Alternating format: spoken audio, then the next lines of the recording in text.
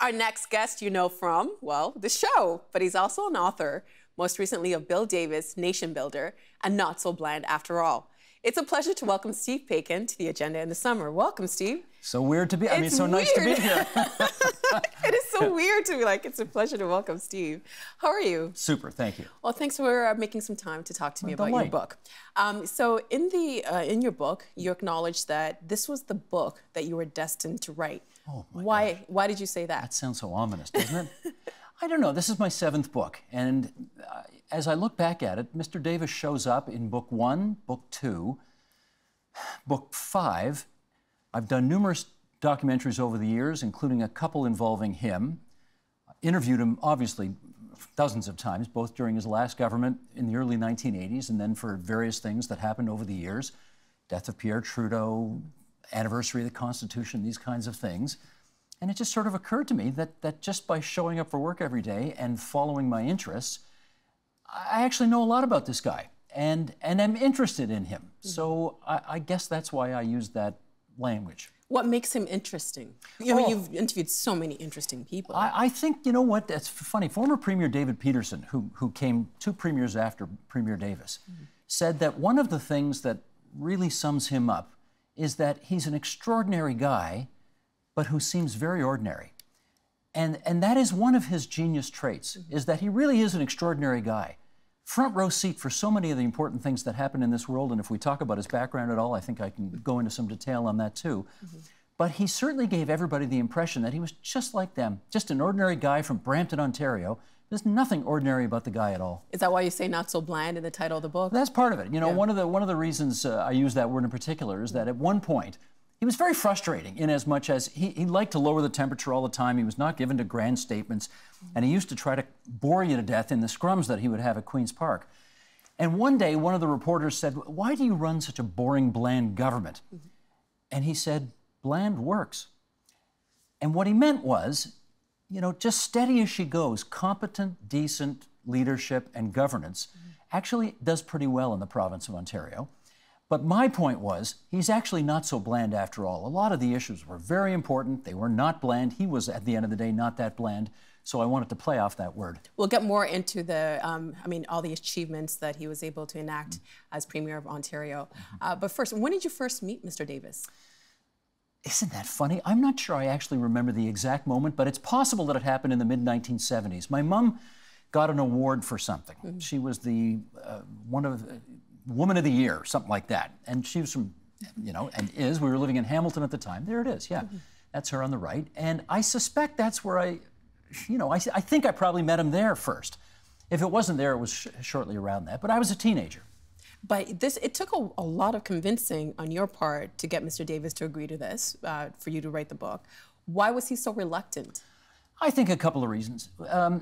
Number one, you know, I kind of bugged him for about a decade that he should do this. And by the time, you know, he's in his mid-80s at the point where he finally said yes. And I got a feeling it was a number of things. Number one, he'd been out of public life for 30 years. And he may very well have wondered, is anybody really interested in this story anymore? I tried to convince him that, of course, what he knew, he had an obligation to share for history. It was an important duty to history that he do so. The other thing is, you know, he suffered a terrible tragedy when he was in his early 30s. His first wife died, leaving him a widower with 4 children under the age of 7. And he knew that any book on his life would have to revisit that chapter of his life, and I don't blame him for being reticent to do that. It's something he has, you know, for almost 5 decades not talked about at all. And he knew he would have to do it for the book. So I think the combination of all of that made him not terribly enthusiastic about jumping in. So how did you do it? How did you convince him? Well, every now and then, gentle hints. Like, I do remember one summer I was up at my cottage and I just finished a book on Leslie Frost, who was 2 premiers before Mr. Davis in the 1950s. And I sent him an email saying, I just read a book on Leslie Frost, and you actually got mentioned in a few places in the book. Give you any ideas? Hint, hint, hint. To which he responded, yes. It suggests to me that if we ever do this book project together, my book will have to be longer than Leslie Frost's book because my premiership was longer than Leslie Frost's. So I get those kind of funny little hints in return. But then, you know, it got a little more heated after that. You know, you have a duty to history. I use that line on him. Duty to history to share what you know. And then there was a guy in the late 1980s named Claire Hoy, who was a real muckraking journalist, I think for the Toronto Sun and the Star at one point. And he didn't like Mr. Davis particularly. He didn't like his government. He thought it was too pragmatic and moderate and not conservative enough. And he wrote what I thought was a very tough and not particularly generous book about Mr. Davis in the late 1980s. And I finally said to Mr. Davis about 3-4 years ago, do you really want to give Claire Hoy the last word on your life? And I think that sealed the deal. You got him. I think that sealed the deal. Yeah. As people know watching the show, you love history. What is it about history that fascinates you so much? How to answer that in such a short space of time. I'm one of those kind of people who believe that if you want to know where you're going, you got to know where you've been, to put it, as simple as possible. And beyond that, I just think history's fun. I think it's interesting. I think it's fun. I think you lead a richer life when you know what's happened more than 10 minutes ago, when you can kind of dive into all of the great and wonderful and fascinating and terrible things that have preceded your time on Earth. And it does help as a guide to the future. So I've always been fascinated by it. I'd like to talk about Mr. Bill Davis's policies. Sure. What should a kid growing up in Ontario know about Mr. Bill Davis? Well, he should know, for starters, that he was the Premier of Ontario during some fairly difficult years, 1971 to 1985, which is 14 years, which makes him the second longest serving Premier of all time. Number 2 only to Oliver Mowat, who was 24 years, and that record will never be broken. Longest serving Premier in the 20th century. Bill Davis took over after John Robarts, which was the 1960s, and Ontario was just go, go, go. We were building everything. It was fantastic. They balanced budgets every year. And he then took over during a time in which there were probably 2.5 really tough recessions on his time. And he started out as a rather technocratic, introverted, frankly not fabulous Premier of Ontario, but he grew into the role to the point where by the end, he left another election victory on the floor. Had he run a 5th time, he would have won a 5th time, I'm convinced. He won 4 in a row. No one's won 4 in a row since. You got to go back 100 years to find another person who won 4 straight elections. So if you take the mix of, and I'll add one last thing to that, we have a repatriated constitution in this country with an accompanying Charter of Rights and Freedoms because the current Prime Minister's father drove the bus to make that happen. Pierre Trudeau was the driving force behind it, but he couldn't have done it without Bill Davis. And if you like your civil rights in this country the way they are, you can thank Bill Davis because he's one of the unsung heroes of the whole thing. Why didn't he run for a 5th term? He didn't run for a 5th term, I'm convinced, because he could not lie to the people of Ontario about his reasons for not doing so. There were some very controversial things happening around the time of the mid-1980s that his government had instigated. And his caucus told him, we desperately need you to run for a 5th time and get us over the hump of all these difficulties. Extending full public funding to the separate school system, for example. They said, we need you to run, win, and if you need to quit 6 or 12 months later, that's fine, but you need to win this election for us. And he said, if I go to that media studio, calling a press conference, announcing the election is on, the first question the media is going to ask me is, do you intend to serve the whole term? And I can't look at the people of Ontario straight in the eye through the media and say yes, when I know in my heart the answer is no.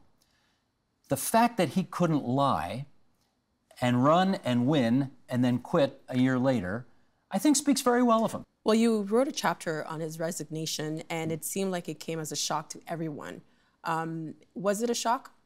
110% it was, because of the reasons I just mentioned. He was at 50% plus in the popular polls at the time, in the public opinion surveys. So everybody, when he walked into Queen's Park the day after Thanksgiving in 1984, everybody assumed he was going to call an election. He would exploit his popularity, call an election. David Peterson, the leader of the Liberals at the time, had the bus on the front lawn ready to go, the campaign bus ready to go. Bob Rae, who was leader of the NDP at the time, was in the basement of the legislature meeting with his caucus, doing the first week of the rollout of the election campaign to come. And then Bill Davis walked in there and said, after a quarter century in public life, 14 years as Premier, a decade before that as Education Minister, I'm retiring. Shocked everybody. Why didn't he tell anyone before that? He went up to the cottage the day before on Thanksgiving Monday, called the family together, and basically broke the news then and there to them. So they found out first, and then he came to Queen's Park the next day, and he had a caucus and cabinet meeting the next morning, and basically broke the news to everybody then. Was it something that he himself had been personally considering for a while? Yes, I think it was. And you know, again, 4 election wins in a row, which is a lot.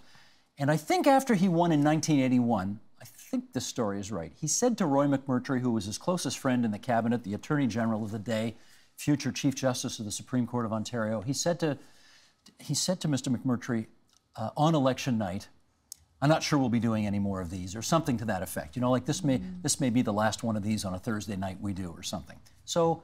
Did he tell you why? Was he tired? Was he just, yeah. I mean, at this point, when he retired, he's 54 years old, I think, when he retired. So 2 things. Number 1, he'd been there 25 years. That's a long time to spend in public life, regardless. Number 2, I think, remember, this is a guy now who's got 5 kids. He's now got 12 grandkids. And I think he's feeling the pressure after having made, you know, a decent income, but not nearly as much money as he could have made had he been in private legal practice and on boards of directors and so on. I think he felt a lot of pressure to support his family. And he knew that his stock would never be higher than it was at that moment. And sure enough, it was. As soon as he retired, he joined what today is called Torrey's law firm as a senior counsel there. He was on, I think, 16 boards of directors within a year. I mean, he was as hot a commodity as there was in public life at the time. Did he ever regret his decision? No. That's the funny thing about him. You know, I asked, what's the one decision you really regret? Can't come up with anything. And I think he feels that way because, number 1, I think he's very comfortable with all the decisions he made. But I think, number 2, as well, he was the premier. And I don't think he got forced into too many decisions that he ultimately, at the end of the day, didn't want to make. You know, not every politician can say that, but I think he could. Well, there was one decision he made that is still really controversial, and it's a fully funded Catholic school system. Yep. In your book, you write, before long, tens of thousands of Ontarians would demonstrate in the streets against the policy, and one of the most admired and respected premiers in Canadian history would be compared to Adolf Hitler, and by an Anglican archbishop, no less. He had originally rejected the idea of funding this system in full, and you describe how he shocked people when he made the announcement 13 years later. What changed his mind? Let's set this up if I can. 1971, he comes in as a brand new leader, 41 years old, takes over from John Robarts, and a few days before calling that 1971 election, after lots of lobbying from the Catholic community, announces that, no, I am not going to extend full public funding to the end of high school for the separate school system. We have to remember that the Constitution provides for funding for the separate school system to the end of grade 8. When he was education minister in the 60s, he took it to grade 10, and so the Catholic community lobbied him to take it right to the end of high school. He said no. At the time it was grade 13, right? At the time, grade 13, right. Tory Ontario loved that decision at the time. Remember, this is a very different province in 1971. Overwhelmingly white Anglo-Saxon Protestant, Catholics a very much smaller minority. And he therefore inherits a majority government from Robarts and makes it bigger, I think in part, on the backs of the Catholic school funding issue, and wins a bigger majority government. I think that decision gnawed at him over the years. I've had friends of his tell me that he felt a little bit guilty at doing so well on election night in 1971, in part because of the added popularity he got from saying no to the Catholic school system. So, Cardinal G. Emmett Cardinal Carter, who was the head of the Catholic Church through the 1970s and 80s, kept in touch with Mr. Davis over the years, continued to lobby and make the case, so that by the time the 12th of June, 1984 comes along, Mr. Davis has just, quite simply, he won't like my putting it this way, but I think he's just changed his mind. Now, he would say it was an evolution of my position as education minister, but I think he just changed his mind. He realized Catholics are a bigger part of Ontario. Ontario's more multicultural. When he's cutting his grass on Main Street in Brampton in his home, he's noticing, boy, there's a lot more Filipino and Portuguese and Italian kids coming in here, and they're all Catholics. I think add it all up, and he just thought, in terms of equity, it's the right thing to do. Well, looking back at how the demographics of Ontario have changed, does he now think that it was a good decision? Oh, he still supports the decision 33 years after having made it. And we should add, he retired before he could actually implement it. It was actually the Liberals under David Peterson, with the support of Bob Rae, the leader of the then NDP, who actually brought it in. But yes, he supports the policy to this day. Here's a quote from your book from former Prime Minister Brian Mulroney. Bill Davis had a way of connecting with the people of Ontario that was unique. He didn't need advisors to tell him how to do the job. Look what happened when he left. The idea of some big blue machine is a myth. The big blue machine was Bill Davis. What was it about him that let him connect with Ontarians? I think it goes back to the fact that this is a guy who felt completely comfortable in the presence of kings, captains of industry, the richest people around, and the guy who drove him to the legislature every day. He just, first of all, he loved people. He still loves people. 87 years old, he still loves people. He gets power and energy out of interacting with people. And he understands, he somehow was able to convey to people that he was for them and that they had a voice in his government. In other words, he occupied such, there's so much about politics these days, names that's so ideological, you know, hard right or hard left and all this. I mean, look what's going on in the United States right now. It's so polarizing. Bill Davis was the exact opposite. He occupied a vast, mushy middle so that it almost didn't matter who you were in the province of Ontario. Even if you didn't vote for him, you thought, well, he's kind of for me. I don't want to get your I guess, opinion on things because you are a journalist, but I'm wondering, when did that change from what Mr. Bill Davis conveyed, the way he was able to talk to everybody, regardless of if you're left, right? When did that change? You know, that's a really tough question to answer because it's so much in the eye of the beholder. There are people who are going to say it changed in 1990 when Bob Rae came in and, in their view, moved the government too far to the left at first. He tried to bring it back into the right in the middle. There are people who are going to say that it's Mike Harris, who got elected by 45% of the population and then really governed with that 45% in mind, dancing with the ones that brung you, and in the view of critics, didn't care what the other 55% thought. Davis did it the exact opposite way, which is to say, maybe only 40, 41% of you voted for me, but I'm going to try like heck to represent all of you. I think there's a new school of thought in too many quarters in politics these days, which is, I'm going to represent that very narrow band of people, and I'm going to keep faith with them. This is what Trump is doing in the U.S., after all. As long as that 37, 8, 9% of the public that is my base is still for me, I'm going to keep faith with them and never mind everybody else. Bill Davis did it exactly the opposite. And in the quote from Prime Minister Mulroney, we mentioned the big blue machine. What is the big blue machine? Well, the big blue machine sort of refers to a bunch of different things. George Drew, who was premier in the 1940s, actually first used the expression about creating a big blue machine of conservative support across the province of Ontario. It's come to mean the group of kind of backroom advisors that helped Bill Davis win 4 elections. These names may not mean something to a lot of people, but there was a guy named Norman Atkins, and Hugh Segal is still around. John Tory was part of it, the mayor of Toronto right now, Dalton Camp, Bill Saunderson. This was, you know, a group of advisors who studying American techniques, put together the most modern, technically brilliant campaign strategies and techniques to help Bill Davis win. And when Brian Mulroney in 1984 asked Bill Davis, can I have access to that big blue machine for my first attempt at winning the prime ministership, Brian Mulroney quotes Bill Davis as having said, Mr. Mulroney, I'm the big blue machine. You're looking at it. Now, I asked Bill Davis about that, and he swears he didn't say it. I asked Brian Mulroney about it. He swears he did say it. I believe Mulroney on this one. I really do. It sounds like the kind of thing that Bill Davis, in private, with no one listening in, could very well have said. But, I mean, looking at the numbers, maybe he is right? Well, I mean, res ipsa loquitur, right? The thing speaks for itself. Here's a clip from when Mr. Davis was in studio with you in the William G. Davis studio back in 2009. Let's take a look. I don't know how long I will continue to be here. All I know is I've been involved in every single election, federal and provincial, since I retired. I am interested in what's happening in Ottawa at the moment. I'm interested in what's happening at Queen's Park. I hope I continue. Is he still involved in every election? Big time. Let me rephrase that. To a greater or lesser extent, yes. There have been times over the years where he has not been happy with the leader of his party, either federally or provincially, and then he'll be helpful to the local Conservative candidate in his riding in Brampton. There have been other times. I remember well in 2006, Stephen Harper asking him to do an event with him in public, and he did.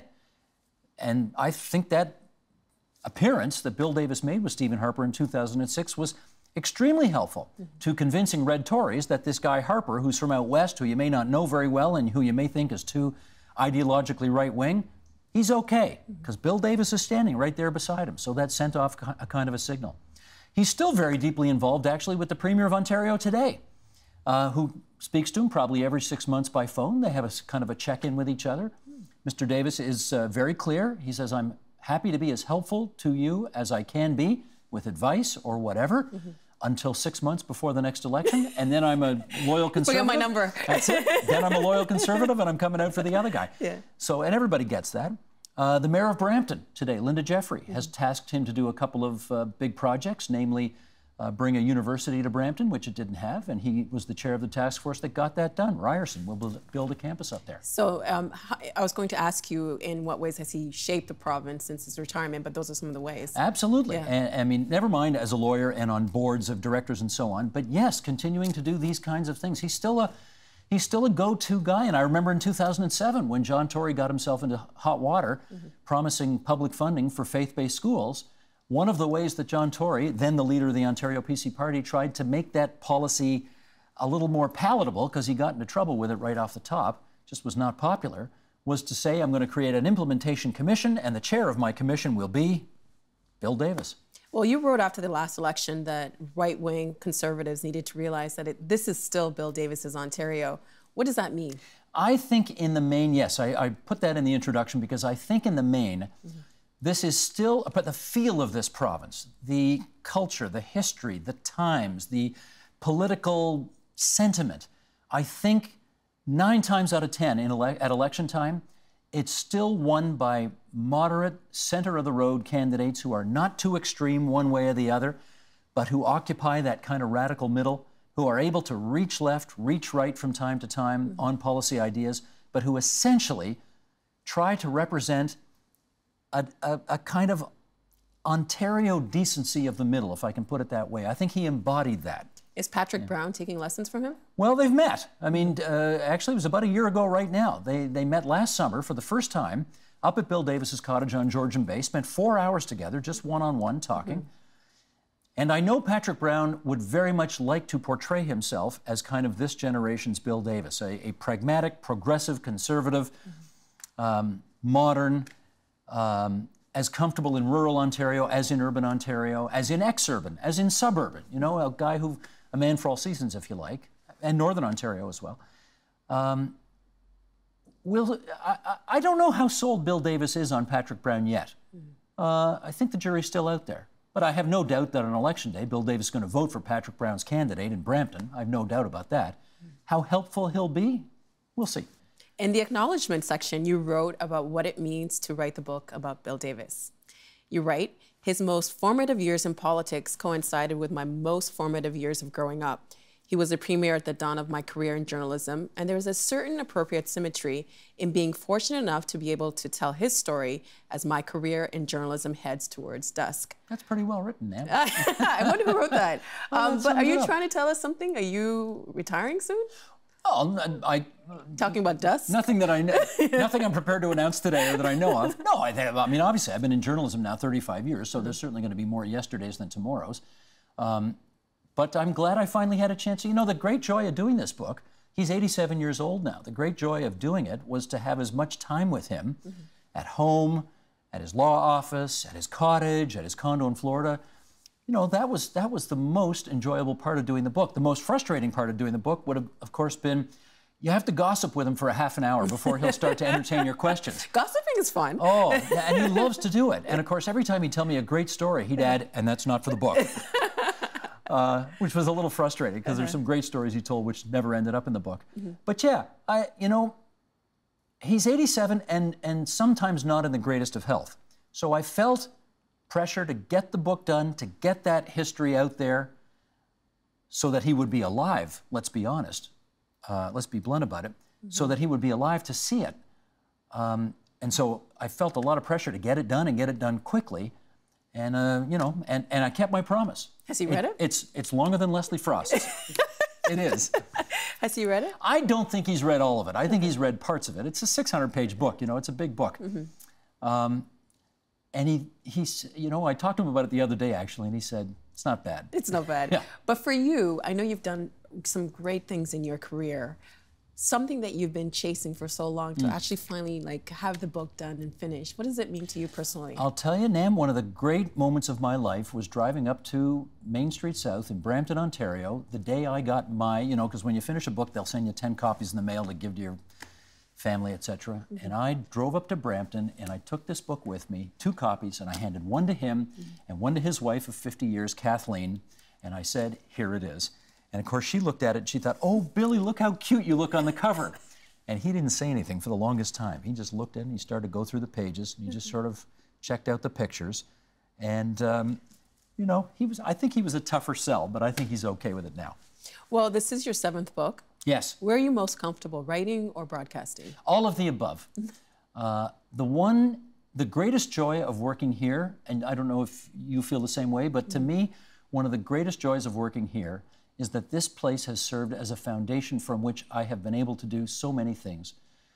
Hosting television programs, reporting, writing books, writing columns for the website, a relationship I have with Laurentian University, a relationship I have with Ryerson University. It all started here. So I find that an impossible question to answer. And Mr. Davis also jokes that without him, you would have had no career. He created this place, that's true. He was education minister when TVO was created. Thank you so much, Steve. It's been kind of weird talking to you in this Hasn't way, been but it's been great. It's been totally awesome. weird. Totally weird being on the opposite side, but thanks a lot for this. Thanks, I've enjoyed Steve. it. Thank you. Help TVO create a better world through the power of learning. Visit TVO.org and make a tax-deductible donation today.